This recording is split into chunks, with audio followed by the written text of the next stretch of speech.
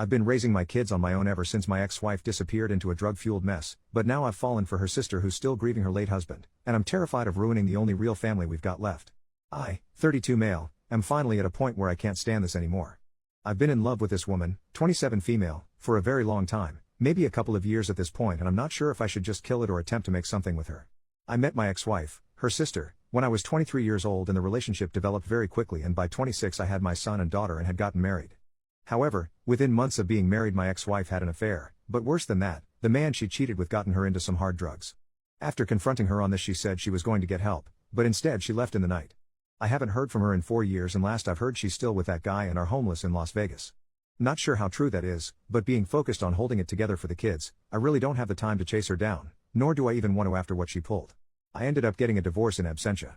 I did however maintain a very positive relationship with my in-laws after the fact. Every other weekend my kids stay over with their grandparents on that side, and they pretty much treat me like a son still. I still go to parties at Christmas and I'm reasonably liked by the family. Nobody talks about my ex anymore, mainly to not worry my kids. My oldest, my son, is very hurt by his mother leaving. He's 9 now and I've had to get therapy for him after he told me he hoped his mother was dead.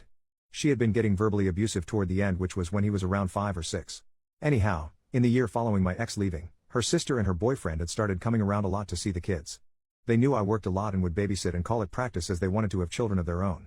My kids loved them and were spoiled by them, which I didn't mind because we all needed a little positivity. They got married and were very in love. However, her husband was unalived in a workplace accident shortly after the birth of their daughter. It has been extremely rough and painful for everyone involved, as one can imagine.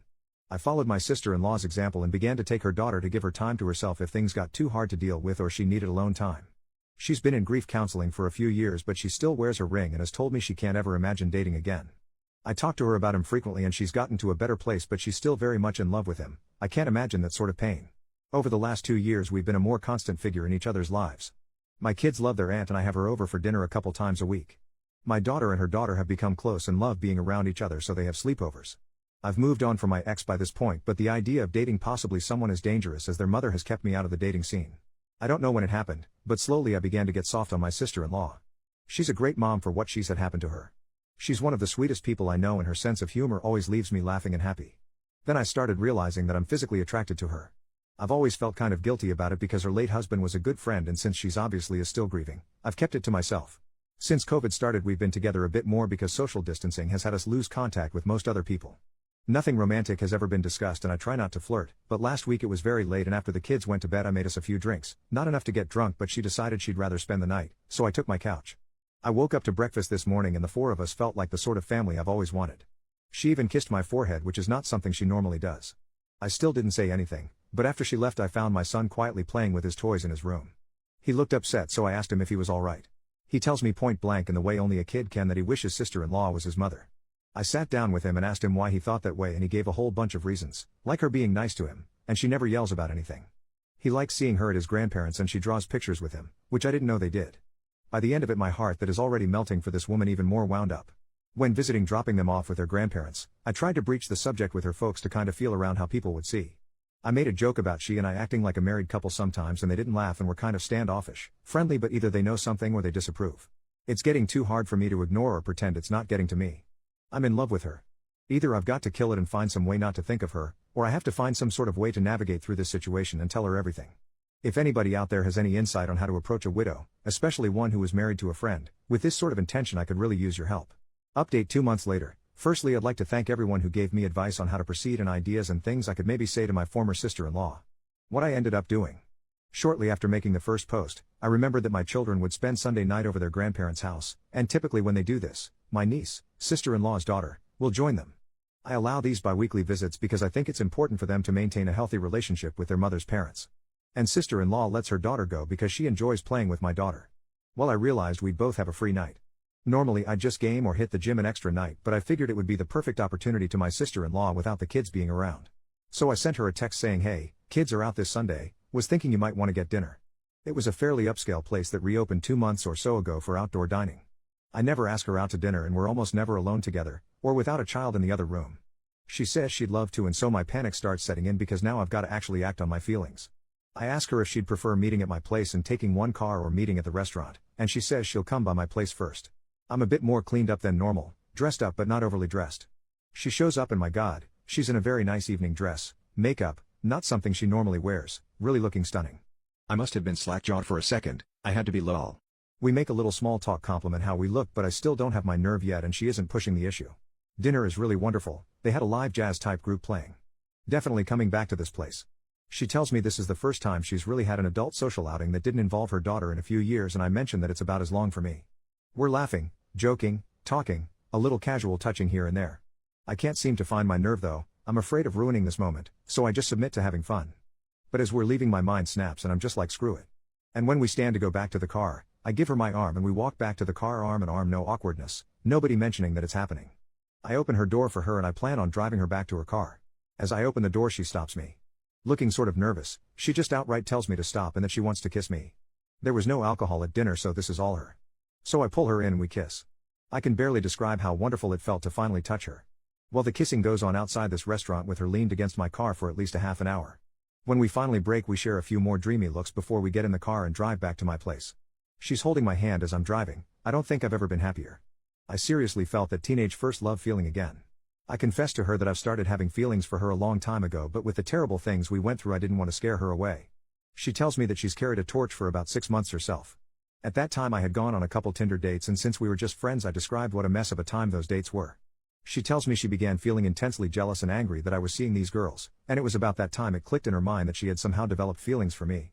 As it turns out, I didn't approach her because of her late husband, and she wasn't approaching me because she was afraid I'd see too much of her sister, my ex-wife, in her and start to resent her for it. I invited her in after we got back home and we decided to try and fight off the desire to jump straight into bed, and just sat on the couch snuggling and talking about what we would need to do to make this a working relationship. There were some really teary moments there. We of course talked about her late husband a little and where she feels in the grief process, saying I don't want to rush her and that I'm not going anywhere if she needs time, I'll wait as long as she needs me to. She says that she feels like she's in a place where she could love again, that she's long past feeling guilty for having feelings for me. It was something she struggled with. She then brought up her sister, and the obvious questions a few people asked in the comments. What would we do if my ex ever decided to show her face around here again or try to get back into my kid's life? What if she comes back reformed and apologetic, would I take her back? I told sister-in-law that's a hard no, that I've forgiven her for cheating on me, but I will never forgive her for what she did to my son. He was quite a sunshiny and happy boy before his mother started cheating, using, and lashing out at him. He's doing better now, but for a long while his behavior and negativity for somebody so young troubled me. My sister-in-law was concerned how he might react to her, as unlike our respective daughters he is old enough to understand everything. I told her not to tell him as it might embarrass him, but not too long ago he told me he wished his aunt was his mom instead. We said we were going to take it slow and not go too fast with things, but the kissing started again, and since we were in private this time, we gave up the fight to stay out of the bedroom. I have had fantasies throughout the duration of my feelings for her, and getting to pet her face in the morning was one I finally got to live out. Moving forward, we are going to establish date nights and work on building on our already strong foundation. When we inevitably tell our folks we're a couple, we're going to do it together. But that's where I'm at. That's it, that's my update. Maybe I'll do another to say how the parents, in-laws, and kids take the news. 2 years of wishing she was mine and now she is. Better not screw this up. Second update 1 week later, I am referring to my ex-wife as Jessica and my sister-in-law, who I had been calling sister-in-law, to Sylvia because funny. Well, we've told everyone, and for the most part it's gone over fairly well. When our respective kids were with my in-laws, Sylvia and I went to go see my parents. They've met her a handful of times, but they don't really know her too well, as my in-laws and my family rarely attended mutual functions. They at least recognized who she was. My dad isn't a particularly sentimental person, so I have no idea what he thinks about it, but my mother is on board. She did ask, does Jess know? And we told her that I haven't even spoken with her in 4 years and Sylvia hasn't heard from her in 2, that we'd cross that bridge when we got to it. Other than that, my folks just seemed happy for me. Yesterday we attended a small family gathering for Labor Day at my in-laws. We knew the reception here would be a little more chilly as they're all also related to my ex-wife. My parents did us the favor of taking the kids to the zoo for the afternoon and ice cream too. We arrived at the party together and of course everybody is wondering where the kids are. Felt like a million things were telling me not to do this, but I took her by the hand and we both explained the kids were not here because we intended on telling everyone that we are now a couple. This wasn't a huge crowd, maybe like 8 people, but it really felt like I announced it to a stadium. I don't know how we expected it to go, but several of her aunts were very pleased with this. We got some hugs. At first nobody even mentioned my ex-wife. They were just happy because they had all settled on Sylvia just never dating again. It was only mother-in-law that caused any issues. She told the party that she knew we were an item because I was always giving her puppy dog eyes and told them Sylvia talked about me nonstop. She asked for how long we had been dating in secret and I told her only a week. She scoffed and told me that she didn't think starting a relationship off by lying would be a smart move. She then accused, albeit it in a joking manner, to the guests that Sylvia and I had vanished at a pool party in June to smooch. Her mother and father asked to talk with us after the party and asked us just how serious things were, and like my parents asked whether my ex-wife knew or not. When I said no and that her opinion shouldn't matter given she abandoned her family 4 years ago, they said they would be more comfortable with everything if I was to tell Jessica that I am now dating her sister. They are both intensely afraid that my ex will return sober and renewed, make an attempt to make amends, discover that I am now in love with her younger sister and relapse. It sounded to me as if they knew something I didn't, and as it turns out Jess has been calling and talking to them for a year now and they just haven't told me. I was upset they kept this from me. Sylvia was very upset too, because not once after her husband's death has Jess ever tried to call her. They show me her Facebook profile, the one she blocked me from, and there she is looking pretty normal, not like a burned out husk. I have to admit that seeing her not looking like the junkie she became when she left made me feel a little better, and Sylvia too. Her parents kept their contact with her a secret because she is ashamed of what she's done and feels that she's deserved to lose her kids and couldn't face them after all that happened. Sylvia's parents gave me her phone number and asked that I please call her and speak with her. I told her that my feelings for Sylvia are real and there is no chance I reconcile with Jess. My father-in-law seemed to nod in approval, but Mill honestly looks like she was hoping we'd fix things. After we left I talked to Sylvia about it, and though we discussed it before, a circumstance where Jess returns, we decided to revisit the conversation in light of these new revelations. I told Sylvia that I am in love with her, my whole heart is hers, and that my feelings of love for her are something deeper and stronger than anything I ever felt for my ex-wife. She ends up crying from the stress of the situation, anger with her parents for keeping secrets, and anger with her sister for not calling her or offering condolences at all after her husband's death. She then admits that she is afraid I might leave her if her sister returns, and I assure her this will never happen. It took some long hugs and a lot of kisses to smooth over the situation, but by the time we went to pick up the kids, we were holding hands together again and feeling more connected than ever. She's been spending the night at my place pretty frequently since we've been together. So that the kids don't see anything, I've been setting my alarm for 5 in the morning, getting up and moving to the couch. Well, the morning after we decided to tell the little ones what is going on. Our daughters seemed very happy, but they are too young to really grasp what's actually taking place. All they know is they can play together more. I did take my son aside, just me and him, and asked him if he was okay with this and what he thought about it. He asked if we'd all be living together. I told him maybe someday. He asked if this made his aunt his stepmom now, and I said he's free to call her what he's comfortable with and I will respect it, and she would too because we both love him. He then asked me a lot of questions about his own mother, things he had never asked me before, and I answered pretty much everything he wanted to know. I toned some of my answers down a bit. He's learned a little about the dangers of drugs from school programs, and I was finally honest to that degree when I told him his mom had a problem and she made some bad choices. He asked me why his mother didn't love him, and that broke my heart. I assured him the best I could that his mother did love him, she had just made a lot of terrible mistakes and that sometimes adults just don't do the right thing when they should. He asked me if I still loved her. I told him that I hoped she would get better and that I don't want her to be sick anymore, but that she hurt me and him so badly that I couldn't love her like I did before. I'm not sure he got all of that, but I tried explaining it to him the best I could. All that aside, he has been so much happier and less withdrawn since Sylvia has been with us, and he's always going out of his way to do all the typical kid stuff to impress her that I did with my own mom. At the end of the day, I still have that phone call with the ex to dread. But, having Sylvia with me, being able to kiss her and hold her at night, it really puts some joy back into me that's been gone for a very long time. I don't think I even knew how unhappy I'd been all these years until I realized how happy she made me feel. We've been doing all the happy young lover stuff. She's been leaving me love letters in my work lunchbox, even little poems, and I had flowers sent to her place of work. She mentioned she had told me that a few of the ladies at work had been trying to get her to ask me out for several months, so I figured the flowers would both make her happy and be a firm thank you to the office girls, lol.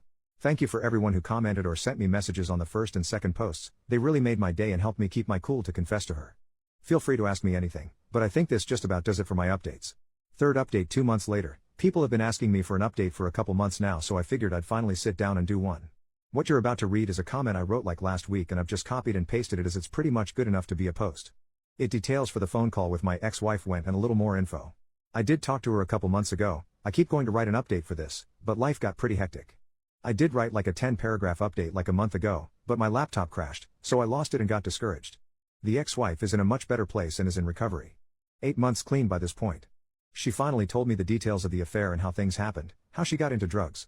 Not stuff I really wanted to hear, but she's trying to get her life together, and as much as I dislike the things she's done to me and the kids, I want her to get healthy. I shouldn't, but I worry about her still sometimes. Anyhow, I got around to telling her about Sylvia and she was dumbfounded by it. When I first met my ex, she was 19 and Sylvia was 14, and in her mind she always viewed her as a kid in regards to me, which to be fair I did use to refer to Sylvia and her kid sister. But when she remembered that her sister is a fully grown adult who was married and had a child, that her hinting I was a creep stopped. She did ask if I had feelings for her while I was married, and I denied that. We talked about the kids and she was really regretful and crying throughout the conversation. She has no idea how she'd be able to face them again. I wanted to say something reassuring, but I don't want to give her the impression that I want her in their lives. Cordial, even friendly, but I'm not going to be stupid. She and Sylvia talked for a while too. I didn't eavesdrop intentionally, but from the bits I heard and what I was told, they talked about Sylvia's husband. As it turns out, my ex had gotten arrested for a breaking and entering that week and spent it in jail. She didn't even know he passed until a couple weeks after the funeral, and by that point she felt saying anything would make things worse. Things went as well as could be expected. Sylvia, the 3 kids, and I have been spending almost every day together, and I haven't been happier in years. My son and daughter love all the motherly attention they've been getting, and I'm really loving getting to learn more about my little niece. Life's good. Busy, but it's good. Thanks for asking. If anybody has any questions or comments, I'd be happy to answer what I can when I can, but during this season my workload increases dramatically and I don't have as much time to be on here as I did when I first posted. I'm so glad I got up the nerve to try with her. I love her so much. I've been so long without a romantic partner, that I forgot what being in love, or feeling loved felt like. Now that I remember, it's shocking to me I didn't realize how alone and miserable I really was. I mean, for Christ's sake, we played Scrabble last night and for some reason it made me ridiculously happy, lol. 4th update. 1 year later, it has nearly been a year since my former sister-in-law, Sylvia, and I decided to begin dating. A year later and we are living together and I couldn't be happier. We're currently living together and are in the market for a new home. Our children are really benefiting from having 2 parents around to care for them. Our daughters have begun to call each other sisters and my son is accepted in the same way. They're basically just normal siblings. It is interesting with my son. When he is talking to his friends or teacher he refers to Sylvia as his mom, but when calling her or talking to her he still calls her auntie, and our daughters are the same as I am uncle. It confuses some people we meet, but it's always an interesting story to tell.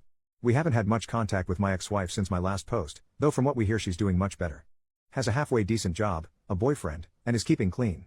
I don't like to think about her being reintroduced into my children's lives, but if she continues to be a clean and well-rounded person, it will make it much harder for me to deny her visitation should she seek it. Not just from a legal standpoint, but from a moral one as well. Neither Sylvia and I look forward to that day, but the worries seem way off. Her parents have stopped their prodding into our business and haven't tried to force the ex back into our lives as we feared. Our kids spend the weekend with them now, as my 2 were already doing that beforehand. So Sylvia and I get to spend Friday night and most of Saturday to go on dates and have some alone time. Our mutual friends were all pretty surprised by this and have been very supportive as well. They try to be polite and not mention my ex-wife, but every so often it does come up. Mostly everyone is just happy that we've found happiness together. One side of the family that I failed to mention in all of this was the family of her late husband. As you might expect, her daughter still sees them regularly, and they are very happy and accepting of the relationship. His father even told me point blank that he was glad it was me, because he thought he would hate his daughter-in-law bringing some strange man into his granddaughter's life. We haven't had many gatherings, but the few get-togethers we have included them, and will always include them. Speaking of her late husband, Sylvia and I have talked quite a bit about our feelings, and she's even had me come along to one of her therapy sessions, because despite everything going so well, and the immense and wonderful love we have for each other, his memory and presence will always be a part of our lives. She decided on her own that out of respect for me she had to take her wedding band off, something that caused a lot of sadness, as you can imagine. I told her that she didn't need to do this, and were we to get married, she's got 2 hands. After I said this, she began to wear it on a necklace instead. She wears an engagement ring now. I don't have any crazy story on how the engagement went down. I didn't spring it on her in some crazy public spectacle, but there were tears and hugs and kisses. Thank everyone so much for all the positive words of encouragement.